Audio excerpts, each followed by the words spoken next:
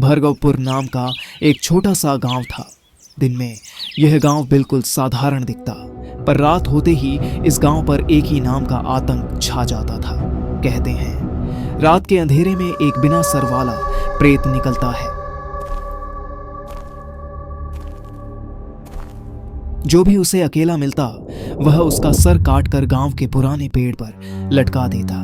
इसी गांव में रहता था आरव। उसका छोटा भाई मोहन एक रात अचानक लापता हो गया। अगली सुबह मोहन का कटा हुआ सर पेड़ पर लटका मिला। धीरे धीरे यह बात फैली कि उसका धड़ कहीं गायब था। आरव की आंखों में आंसू नहीं बल्कि बदले की आग थी। गांव के बुजुर्गों ने बताया, पुरानी तोहरी हवेली में सर कटे का असली सर बंद है। जब तक सर और धड़ मिल नहीं जाते यह प्रेत मौत बांटता फिरता रहेगा।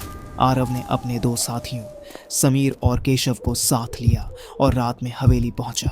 हवेली में घुप अंधेरा, दीवारों पर पुराने खून के धब्बे, दरवाजों में चरमराहट। एक कमरे में उन्हें कांच का एक डिब्बा मिला जिसके अंदर जिंदा गुस्से से भरा हुआ सर पड़ा था।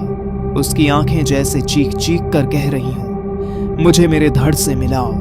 अचानक दरवाजा धड़ाम से खुला। पीछे से धड़ तेज कदमों से भागता आया, हाथ में छुरा लिए सीधा समीर की तरफ। समीर बिजली सी फुर्ती से वही कांच वाला डिब्बा उठाकर बोला, यही चाहिए तो आजा।